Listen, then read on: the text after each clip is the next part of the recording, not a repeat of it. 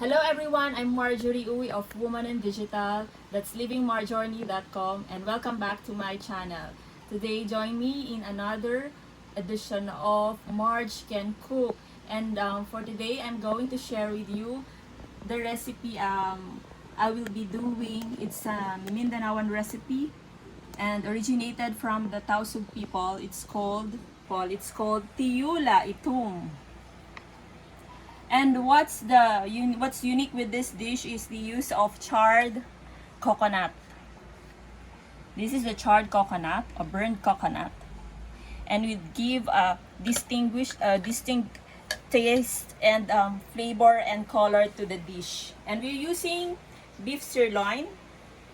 And for our ingredients, we have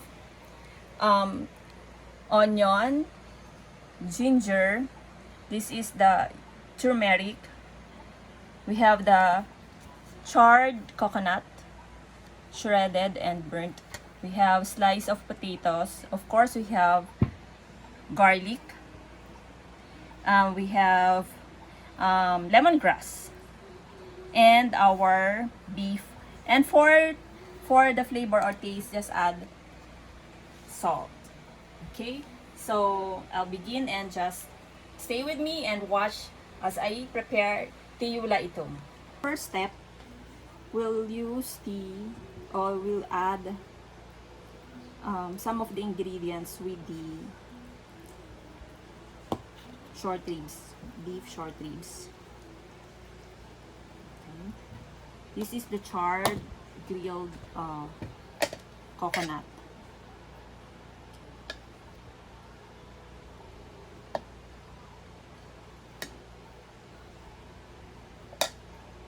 And some turmeric. You can grind this much finer, but the idea here is to coat your beef with the charred coconut.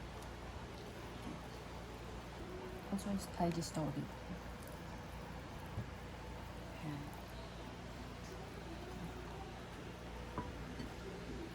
This is like you're marinating the beef.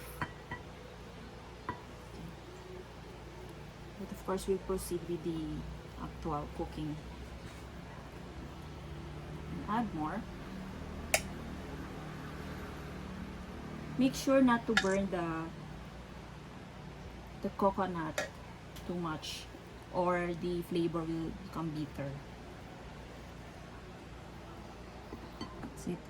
Now we're ready to saute our ingredients.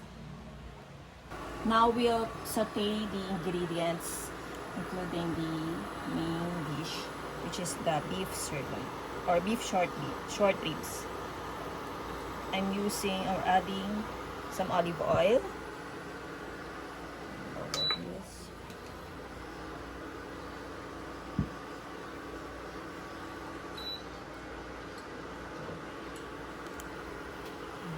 Adding the garlic.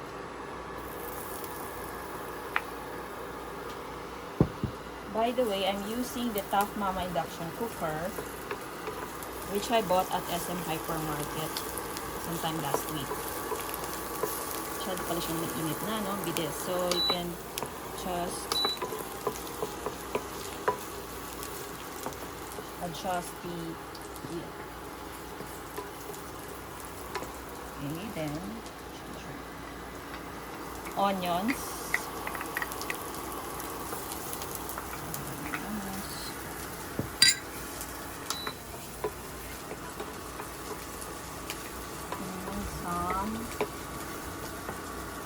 Ginger.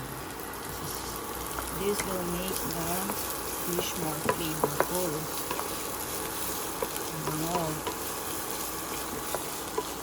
You can also add now the turmeric. Did you know that turmeric is high in antioxidant? It's good fight in anti-inflammatory properties. The same with the ginger. But I like most about the turmeric, it gives a distinct flavor and color to the dish. Okay, now we'll add our short ribs marinated in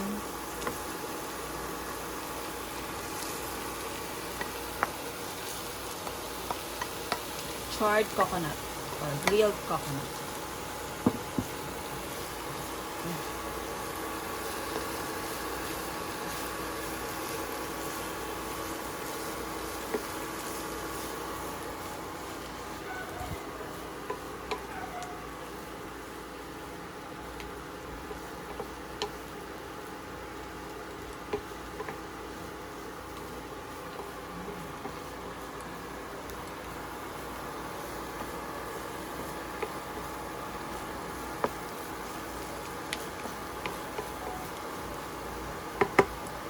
Okay, I can smell the herbs like the turmeric and the ginger, plus the charred coconut.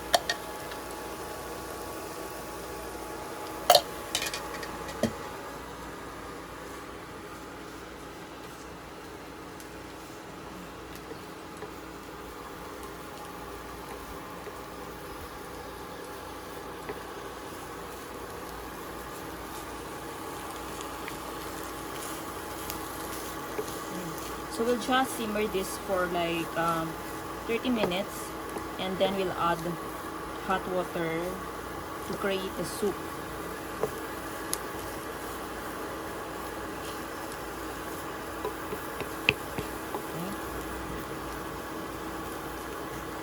Okay, we'll cover this one, and then later on we'll add the lemongrass and potato.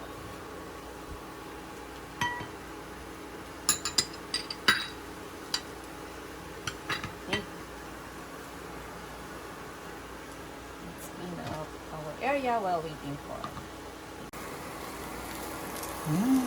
wow, it smells good. You can smell the charred coconut and the turmeric and the ginger.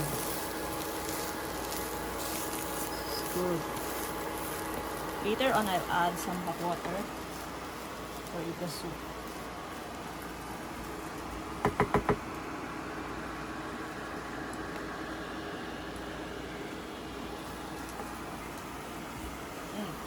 Right back.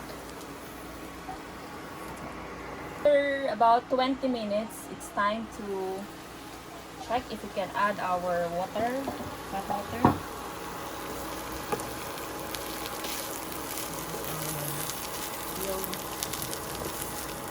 And add our water and the rest of the remaining ingredients. Okay. Better to add hot water.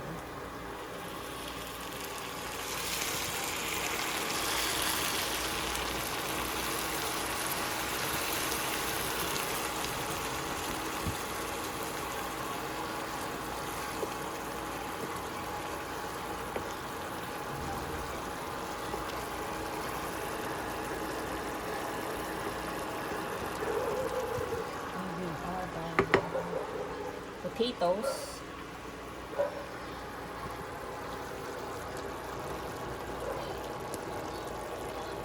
And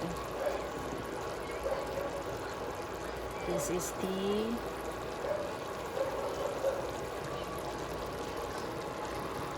lemongrass.